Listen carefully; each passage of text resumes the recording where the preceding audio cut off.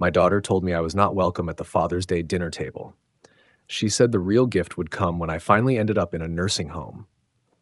Then she smiled, handed her father-in-law a set of tickets for a $15,000 cruise, and told me to leave. I walked out that night with my chest feeling hollow, stunned by how easy it was for her to betray me. But deep, deep down, I knew this moment was not the end of my story. It was the start of hers. Before we continue, please subscribe to stay updated on our latest stories. When Monday came around, I made one simple move. I canceled the mortgage check. From now on, she would be paying for everything on her own. Before stepping inside Big Sky Chop House, I took a second to straighten my best button-down shirt. The glass doors reflected a man trying to hold his head high, even after everything. In my jacket pocket, I could feel the weight of a small picture frame pressing against my chest. Cassandra's graduation photo, the one from when she was 7 years old. She was missing her 2 front teeth in that photo, grinning wide and fearless. I had wrapped it carefully in tissue paper like it was something sacred. "Table for Kowalski," I told the hostess. She guided me through the dim restaurant filled with soft light from Edison bulbs and the smell of grilled meat. The place had that rustic Montana look, wood panels, quiet music, and the sound of silverware tapping plates. It was a slow Tuesday night. Most of the tables were taken by couples sharing wine and quiet conversations. Then I saw it. Our table. 3 plates, 3 chairs.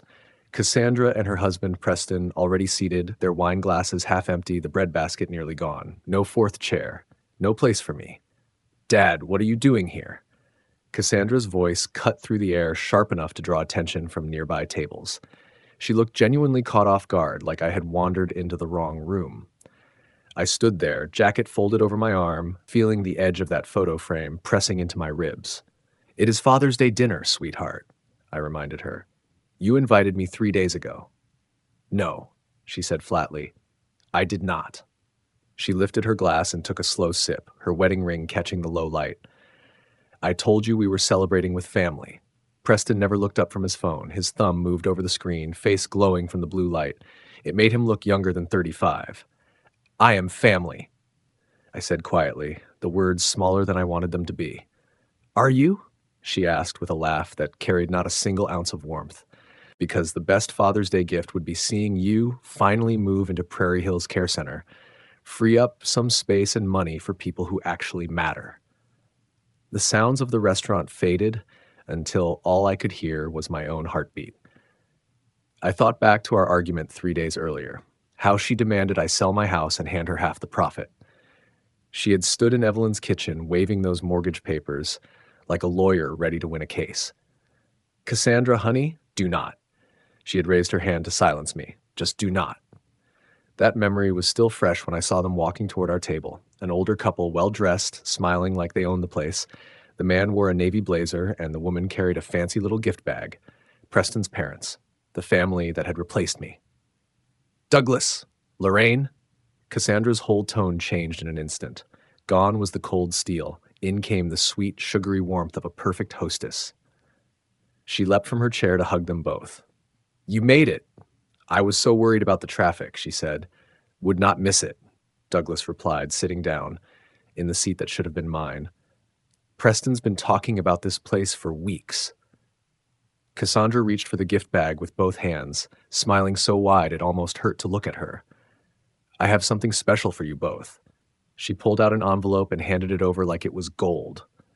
"A cruise to Scandinavia," Lorraine gasped. 2 full weeks, everything included? Cassandra beamed. "Only the best for my favorite in-laws."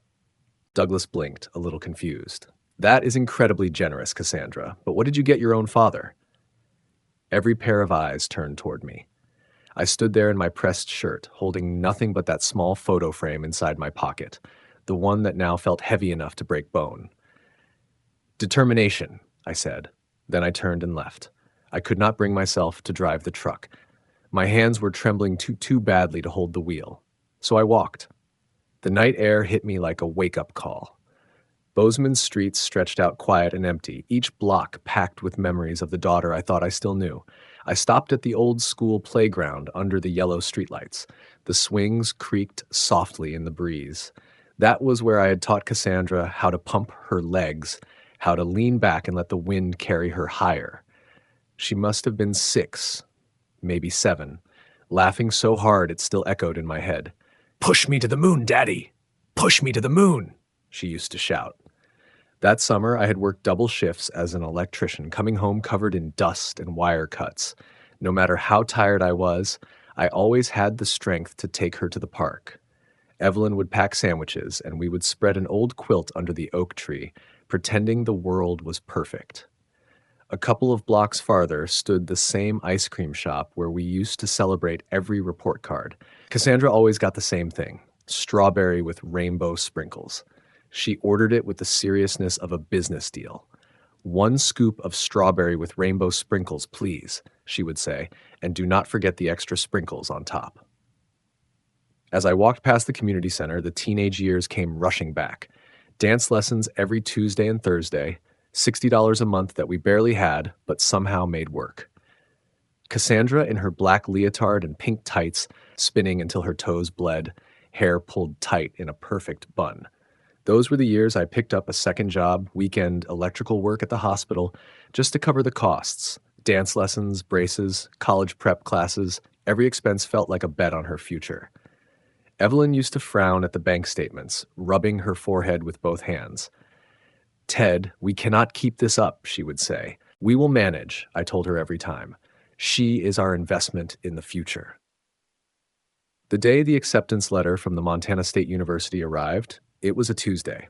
I still remember the look on her face. Pure pride, pure joy, like every hour I had ever worked suddenly meant something. I was halfway through rewiring the Volkov's kitchen when the phone buzzed in my pocket. It was Evelyn, crying so hard I could barely make out her words. Tears of joy this time. Cassandra had been accepted. That night, we celebrated the way people like us always did, with cheap champagne and big dreams we had no business affording. By the time the bottle was empty, we were already mapping out how to pay for 4 full years of tuition. Another mortgage on the house. Selling Evelyn's wedding ring to cover the first semester. Working every holiday and double shift that came my way, even Christmas Day for the extra pay. Every Sunday, the phone would ring, Cassandra's voice bright and full of life. She'd talk about her classes, her new friends, and all the plans she was making. "Dad, I'm learning, so I'm going to be successful, just like you wanted." And every time, I believed her. Then came the night everything changed. The night of Evelyn's diagnosis. Cassandra had driven 4 hours straight from Billings, still wearing her work clothes, holding a small bag from the bakery near campus. Her mother's favorite cookies. She stayed through every round of chemotherapy, organized the medication lists, and juggled her shifts to make doctor's appointments. "We'll beat this, Mom," she said, her hand locked around Evelyn's. "We're strong women, remember?" But cancer does not bargain with strength.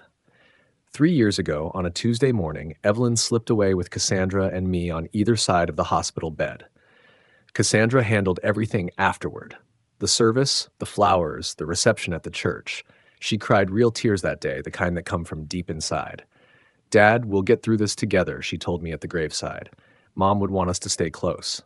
That promise lasted maybe 6 months.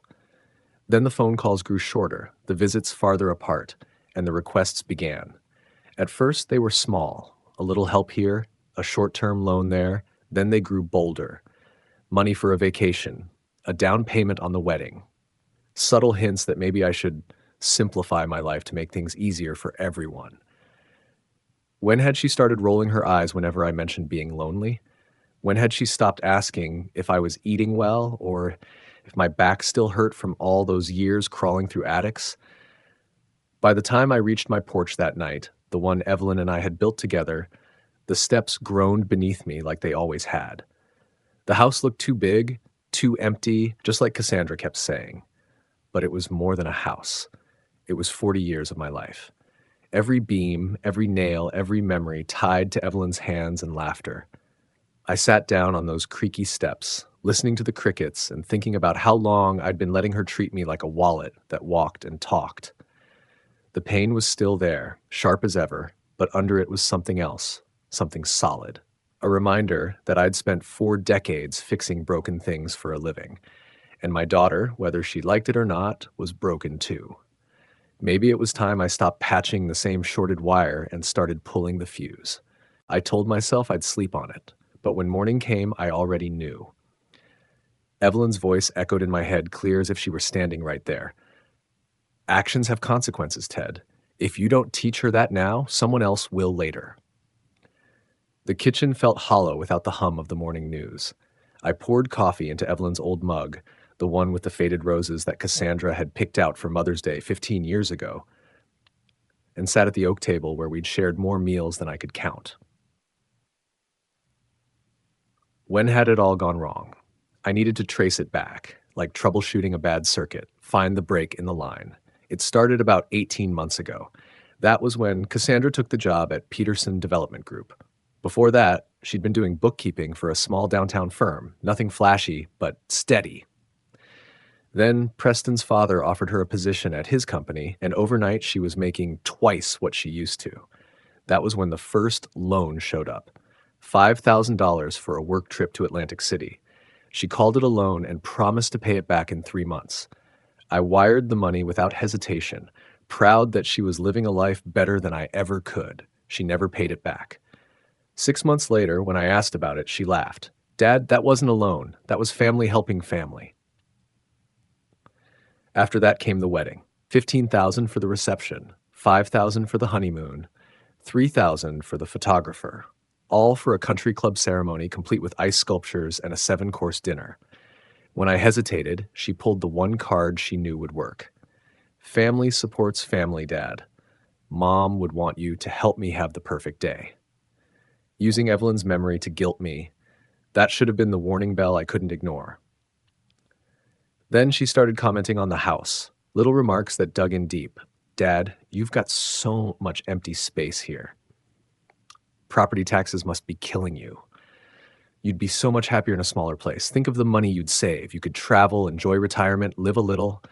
But that house was more than square footage. It was where I'd poured my soul.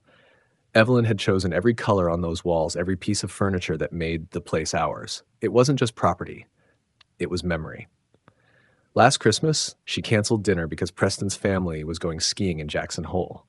She told me I should make friends my own age instead of depending on family for company. That was the moment I realized I was no longer a father, just an obligation with a checkbook. I finished my coffee and pulled the old phone book off the counter. Sophia Volkov's number was still there, same as always. Sophia had been Cassandra's closest friend since college, maid of honor at the wedding, practically another daughter to Evelyn and me. Then, about a year and a half ago, she vanished from Cassandra's life. No warning, no goodbye. If anyone could tell me what had changed my daughter, it would be Sophia. I stared at the number for a while before dialing. She answered on the third ring. Hello? Sophia, it's Theodore Kowalski, Cassandra's father. There was a long silence. Then she said softly, Oh, hi, Mr. Kowalski. Is everything all right? I should be asking you that, I said. Can we meet? I need to understand what happened between you and Cassandra. Another pause followed, heavier this time, like she was deciding whether to open a door that had been closed for too long. The pause on the phone stretched out long enough for me to start doubting whether she would answer at all. When Sophia finally spoke, her voice came quiet and unsure. Longer this time. I don't know if that's a good idea. Then softer. Please. I leaned back in my chair, staring at the old wallpaper Evelyn had picked out decades ago. I'm not trying to stir up trouble, I said. I'm just trying to understand who my daughter turned into. I think you might know more than you realize. On the other end, I could hear her breathing. Not steady, but like someone fighting with herself. After a few moments, she said, Willow Creek Park, 2 hours, the bench near the river. Thank you, Sophia, I said quietly. Before I could hang up, she added something that stopped me cold. Mr. Kowalski, be careful. Cassandra isn't the person you think she is. Then the line went dead. I stared at the phone long after the dial tone faded. 40 years as an electrician had trained me to recognize when something was wrong in a circuit, when the line had shorted out, when the current wasn't flowing the way it should. And right then, I knew I'd finally found the break in mine. 2 hours from now, I'd know exactly what had fried my daughter's moral wiring. And maybe, just maybe, I'd figure out how to repair it. Willow Creek Park ran along the Gallatin River like a long green ribbon cutting through the city. The cottonwoods swayed in the early afternoon breeze, sunlight glinting off the water like sparks jumping from a live wire. I got there 20 minutes early. Old habits. I always like to arrive ahead of time to get my bearings. It gave me a few minutes to steady my hands and prepare myself for whatever I was about to hear. She showed up exactly at 2. Coffee cup in one hand, purse slung over the other shoulder, walking like someone who had to talk herself into being here. Sophia had always carried herself that way. Thoughtful, a little shy, always careful with her words. At 30, she was still the same young woman I remembered from Cassandra's college years, gentle, polite, and honest in a way that seemed rare anymore. "Mr. Kowalski," she said as she sat down, leaving a respectful space between us on the bench. "I wasn't sure you'd actually come." I gave a small shrug. "I wasn't sure you'd actually tell me the truth if I did." That earned me the faintest smile. A sad one. "You always were direct," she said. "I like that about you and Mrs. Kowalski." For a few moments, we just sat there watching a pair of ducks move lazily through the shallow water near the edge of the river. She gripped her coffee cup tight, the steam rising and curling between us. Finally, I asked, "What happened between you and Cassandra?" She didn't answer right away. When she finally did, her voice was barely more than a whisper. "She changed." "How?" Sophia's eyes stayed on the water. "After she started working for Mr. Peterson, she became someone I didn't recognize anymore." Her fingers trembled slightly against the cup.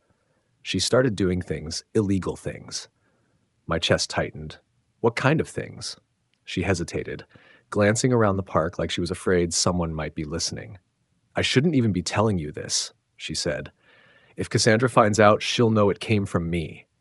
"You have my word," I told her. "I just want to understand." She took a deep breath and lowered her voice. "She's been stealing from Peterson Development Group, setting up fake invoices, billing for materials that were never ordered, projects that never happened, then pocketing the difference." It hit me like a jolt. "What?" Sophia nodded slowly.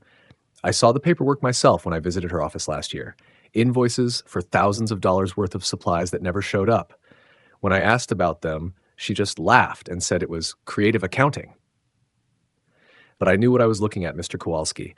I've been doing bookkeeping for 8 years. Those numbers didn't lie. "How much are we talking about?" I asked, my voice rougher than I intended. "Thousands.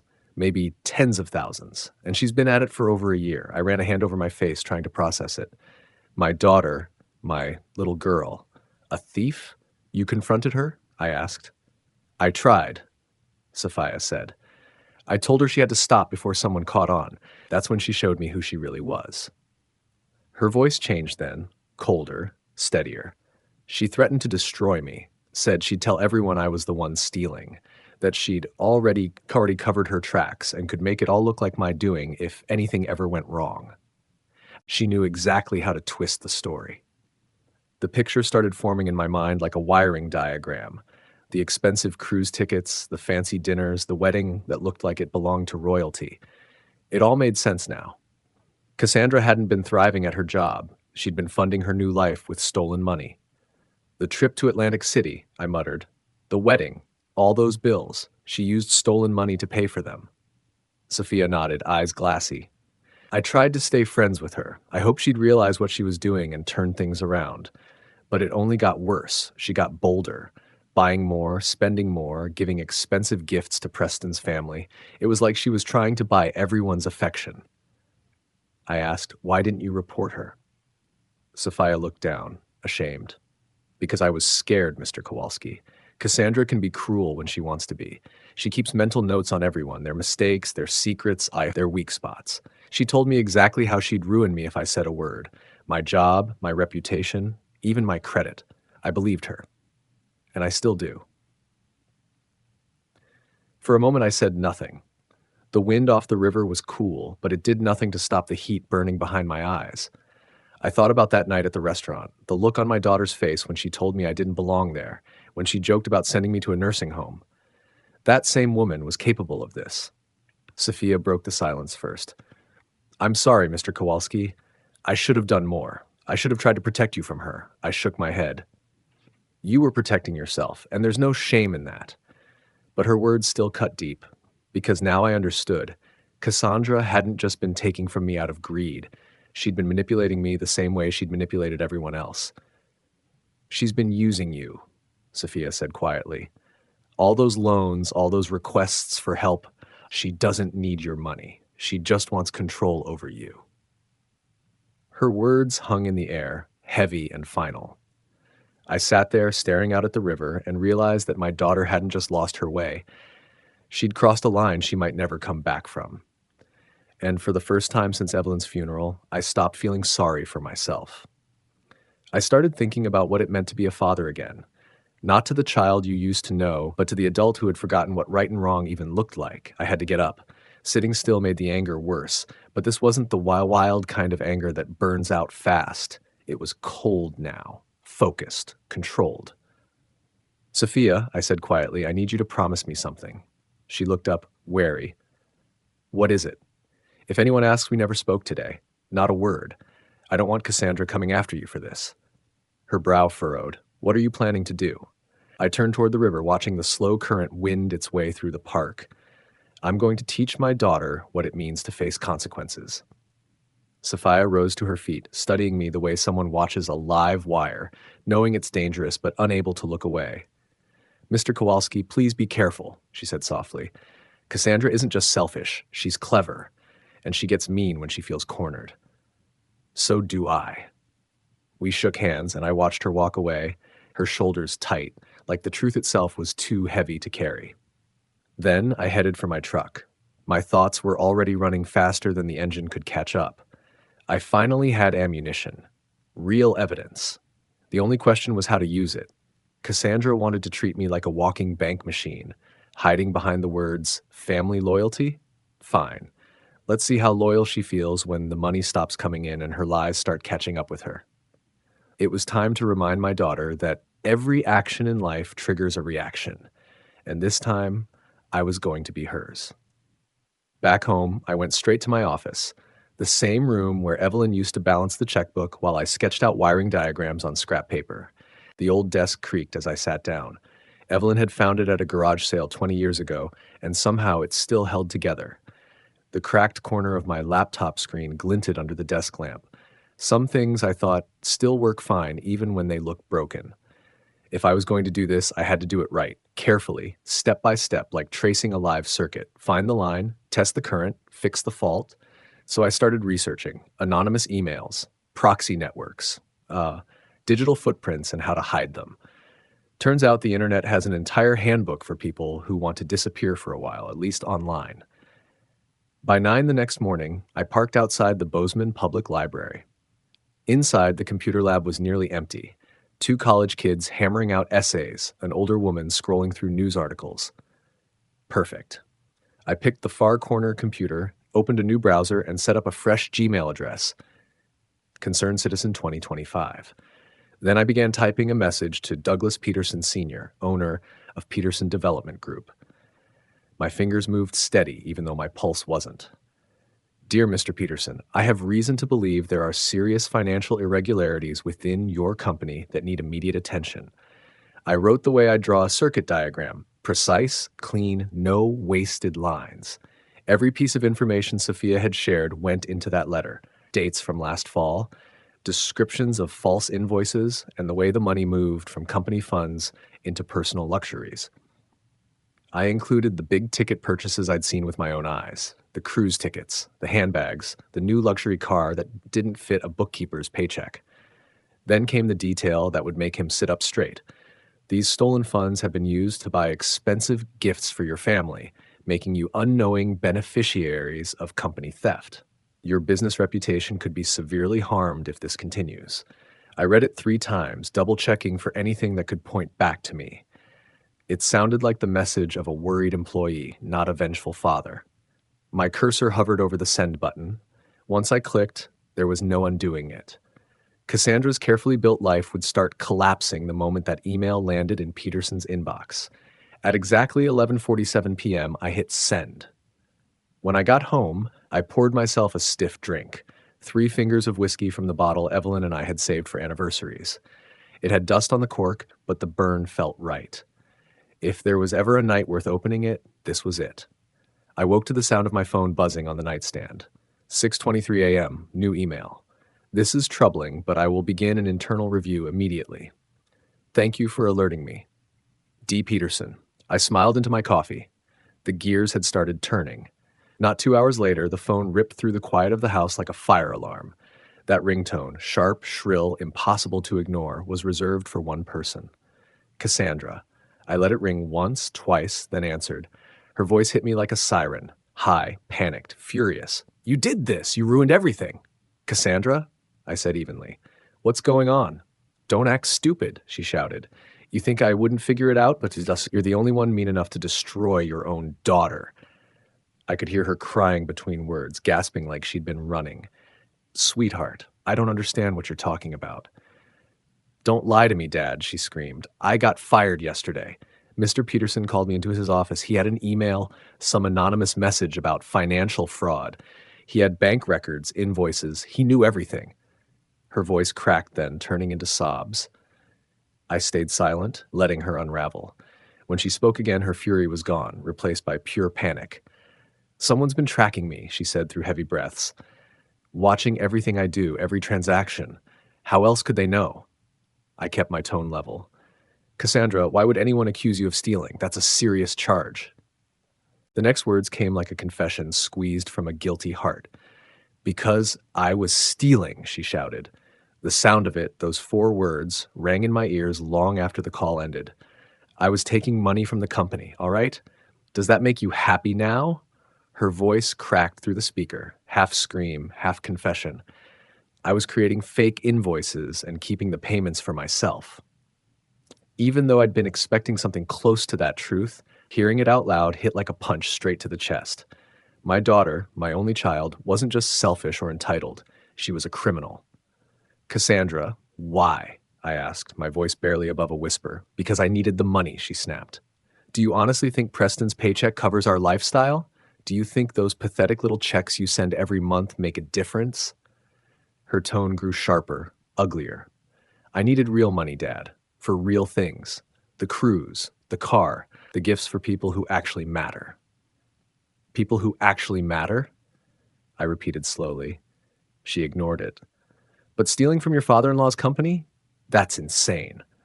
It was easy, she shot back. He never paid attention to the numbers, never checked a single ledger.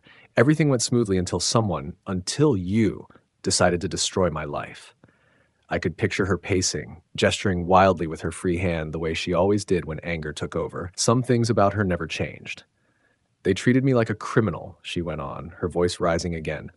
Everyone's staring while I packed up my desk into a cardboard box. Security followed me out like I was going to steal a stapler or something. What did Preston say? I asked. Nothing, she spat. Not one word the entire drive home. Just sat there like a statue while his wife got dragged out of the family business in front of everyone. Her fury shifted direction, looking for someone new to blame. 30 minutes of silence. Then he locked himself in his office and hasn't spoken to me since. Maybe he's just processing it, I said evenly. I know it was you, she hissed. Her voice dropped to that dangerous whisper I remembered from her teenage years. You found out somehow and decided to punish me for humiliating you at dinner. Well, congratulations, Daddy. You won. Cassandra, I would never hurt my daughter. Liar, she screamed. If you think this is finished, you're wrong. I'll make your life a living hell. I'll tell everyone what kind of man you really are. By the time I'm through, you'll wish you'd never been born. The line went dead. I set the phone down slowly, exhaled, and let the expression of shock fade from my face. Then, for the first time in days, I smiled. Phase 1 was complete. Now I just had to wait for her to make her move. I didn't have to wait long. That afternoon, I decided I'd earned a little peace. I rolled the grill out to the backyard, thinking I'd invite a few neighbors over for burgers and beer. Nothing fancy, just a small get-together to mark the start of a weekend. I started with Hector Ramirez next door, a retired high school teacher who'd been my closest friend since Evelyn passed. Hey, Hector, you busy tonight? I asked over the phone. Thought I'd fire up the grill, crack open a couple of beers. There was a long pause. Maybe not tonight, Ted. Got some things I need to handle, he said finally. That was strange. Hector never turned down free food, especially if it meant escaping his wife's cooking. I called Diane Okonkwo across the street next, same polite excuse. The Nguyen's 2 houses down said they were visiting their grandkids that evening. 3 calls, 3 brush-offs. Something was off. I walked over to Hector's place, found him standing in his yard, watering the same patch of flowers for far too long. When he saw me, his shoulders tensed like I'd caught him doing something wrong. "Everything all right, Hector?" I asked. "You sounded weird on the phone." He shifted from foot to foot, eyes down. "Ted, there's something going around online. Probably nothing, but people are talking." "What kind of something?" He looked around, lowered his voice. "Come inside. It's better if I just show you." Carmen, his wife, was out visiting family, so it was just us in his cluttered living room. Hector pulled out his phone, swiping through his feed. "Someone's been posting stuff about you on Facebook and Nextdoor," he said quietly. "Real nasty things." He held out the phone, and I read the first post.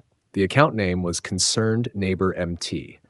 Fake, but carefully done, the kind that looked local enough to feel believable. Warning, be cautious of a dangerous man on Cottonwood Avenue. History of aggressive behavior toward women. Threatened his wife before she passed. Known for making inappropriate comments to female neighbors. Possibly owes money to several households. Has been seen acting suspiciously around young people. Each line was written with precision, just vague enough to spread doubt, but detailed enough to sound convincing. Every lie designed to destroy me piece by piece. Hector glanced up. I didn't believe it, of course, but folks are nervous. Mrs. Wojciechowski grabbed screenshots before the post got deleted this morning. I nodded slowly, the picture coming together. That explained the silence, the ignored calls, the barbecue nobody wanted to attend. Cassandra hadn't wasted any time. If she couldn't hurt me legally, she'd do it socially, turn the neighborhood against me. "Hector," I said calmly, "come over to my place for a minute. I want to show you something." 20 minutes later, Hector stood in my living room looking at my computer screen, the proof of who I was. A clean background check, character references from the church, volunteer records, 40 years of community work and not a single mark against my name. "Hector, this is my daughter's doing," I told him plainly. "She's furious about money and trying to ruin me in every way she can. I just need people to know the truth." To his credit, Hector believed me right away. Within the hour, we'd called Diane, the Nguyens, and Mrs. Wojciechowski over. They sat in my living room, watching the evidence I'd pulled together. Mrs. Wojciechowski, who was 73 and sharper than anyone I knew, slammed her cane against the floor. "That girl always was spoiled," she muttered. "I remember those teenage parties of hers. Noise, trash, no respect for anyone." Her disgust made me almost laugh. At least someone still saw things clearly. The others nodded in agreement, and for the first time since that morning, I felt the balance of power begin to shift back my way. "The posts are gone now," Diane said, scrolling through her phone. "Deleted completely. Accounts wiped." Of course she deleted them, I told her. She knew they were lies, but the goal wasn't truth, it was damage. Hector shook his head slowly. "We should have known better, known you better." The Nguyens, who'd been married 40 years, exchanged a quiet look. "Sometimes the people closest to you can hurt you worse than any stranger," Mrs. Nguyen said softly. "We've seen it in our own family." By evening, the same neighbors who doubted me that morning were standing in my backyard again, the Weber grill smoking, laughter starting to replace suspicion. The counterattack had worked. But as I looked around, I understood something deeper. Cassandra wasn't just angry anymore.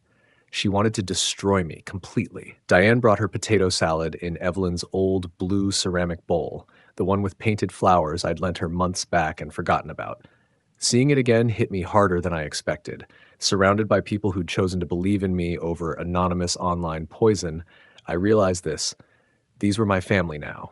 Hector wheeled over his cooler with a grin. "Brought the good stuff tonight, Ted. You earned it." Mrs. Wojciechowski showed up, clutching a manila folder like courtroom evidence. "I printed every post before they disappeared," she said. "Every lie, every accusation."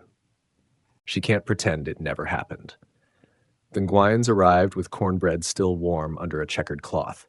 Simple things, but they meant more than any of Cassandra's $1,000 gifts ever had.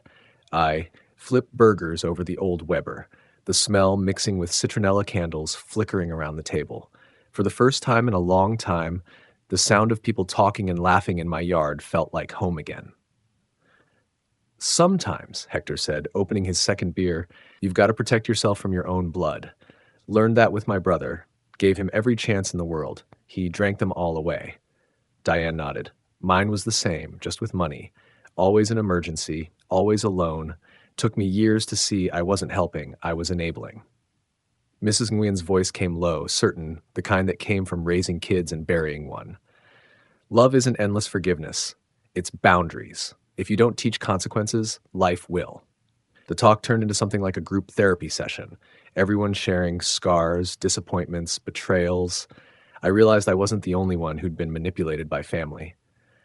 I've been paying her mortgage for 3 years, I admitted finally. The words came easier than I thought. $2,847.50 every month, supposed to be temporary, until she got on her feet. The silence that followed was heavy. Jesus, Ted, Hector said quietly. That's more than my pension. Mrs. Wojciechowski's voice snapped like a whip. If she can swing cruises and designer bags, she can pay her own damn bills. Diane laid a hand on my arm. You've been generous, Ted, but generosity without limits turns into servitude. The sun sank behind the mountains, leaving us in the soft glow of the string lights I'd hung for Evelyn's last birthday. Their faces, serious, kind, supportive, told me what I already knew. Maybe it's time she learned responsibility, Hector said. He was right. I'd been circling the idea for days, but hearing it out loud from people who genuinely cared about me made it feel less like payback and more like a necessary correction. Sometimes loving someone means saying no. Sometimes it means standing back while they face what they've built for themselves. As everyone packed up leftovers, they promised to keep an eye on social media to shut down any new lies before they spread. For the first time in months, I felt real support, not because anyone owed me, but because they knew who I was. After cleaning up, I sat at my kitchen table and opened the checkbook. Monday's page showed an automatic payment set to hit Cassandra's mortgage. 18 more months prepaid, over $50,000 she'd never asked politely for, never thanked me for, just expected like it was her birthright. If Cassandra wanted to play hardball, she was about to remember who taught her how to throw. Monday morning, I had a call to make. At 6 sharp, I was back at that same kitchen table, pen tapping against the ledger. $51,255. 18 months of payments, $2,847.50 each. That money could have been my cushion, my travel fund, my peace of mind. Instead, it became her allowance. I reached Mountain States Credit Union 15 minutes before opening and waited in my truck, watching employees unlock the glass doors and switch on the lights. The lot looked calm, but I felt like a soldier waiting for a command. When the clock hit 9, I walked in. Priya Desai, the loan offed with for 5 years, smiled when she saw me. Mr. Kowalski, right on time as always, here to make your usual deposit? Not today, Priya. I rested my hands on the counter. I need to cancel the automatic payments on the Kowalski-Peterson mortgage. Her fingers froze mid-keystroke. Cancel them? Mr. Kowalski, that will push the account into delinquency immediately. I understand, I said. Do it anyway. She hesitated, her professionalism shifting into concern. You've been ahead for years, she said, scrolling through the records. 18 months of advance payments. Are you in financial trouble? No, I told her calmly. I'm finally seeing things clearly. The paperwork took about 20 minutes. Priya warned me 3 separate times. Foreclosure timelines, late penalties, credit hits. I listened politely and signed every line. Sometimes the only way to fix a circuit is to shut off the current completely. And this time, I was cutting the power myself. Each warning from Priya felt less like a stop sign and more like permission to continue. Mr. Kowalski, this could permanently harm your daughter's credit. Are you absolutely certain? I pictured the cruise tickets, the designer handbags, and the way she humiliated me at Big Sky Chop House. My daughter made her choice, I said. Now I am making mine. Walking back to my truck, I felt lighter than I had in years. Not spiteful. Free. The drive home passed in quiet thought. No radio. Windows down, Montana air filling my lungs like freedom itself. When I pulled into the driveway, I sat there for 10 full minutes before going inside. In 90 days, the first foreclosure notice would arrive. That was more than enough time for Cassandra to choose responsibility over entitlement if she wanted to. She had $15,000 set aside for a cruise. She could point that money at her mortgage instead. That evening, unplugged the house phone and cooked dinner without the usual knot in my stomach. Whatever came next, I was ready for it. 3 months slid by the way seasons change here. Slow at first, then suddenly all at once. January's sharp cold softened into March's cautious warmth, and somewhere along the way I learned what peace actually felt like. I built a new routine. Morning walks through the neighborhood, sometimes with Rex, Hector Ramirez's golden retriever, trotting at my side. I joined the library book club, fixed Diane Okonkwo's computer more than once, and had standing coffee with Mrs. Wojciechowski, who reported neighborhood news with the efficiency of a small-town paper. I finally repaired the porch steps that had squeaked since forever and always annoyed Evelyn. I painted the kitchen a bright yellow she had wanted for years. I cleaned out the garage until my truck fit the way it was meant to. Small projects, but each one felt like taking back a piece of my life that had been held hostage by family drama. On April 15th, I was on my knees in Evelyn's garden, pressing tomato seedlings into the dark soil she had spent years perfecting. At 2:17 in the afternoon, the phone started ringing. I heard it through the open kitchen window, but I stayed with the plants. Another ring, then another. By the fourth, curiosity won. I wiped my hands on an old towel and checked the caller ID. Cassandra. I let it ring twice more and then answered. Hello? Dad? Her voice sounded smaller than I remembered. I do not understand what happened. The bank sent a notice. What kind of notice? Foreclosure warning. The words broke as she said them. It says payment stopped in January, but you have been paying. You always pay. I sat down at the kitchen table, still holding the towel. Have you been making the payments yourself? No. I thought you were handling it. You always handle it. Her breathing turned uneven. They say we are $8,500 behind. How is that even possible?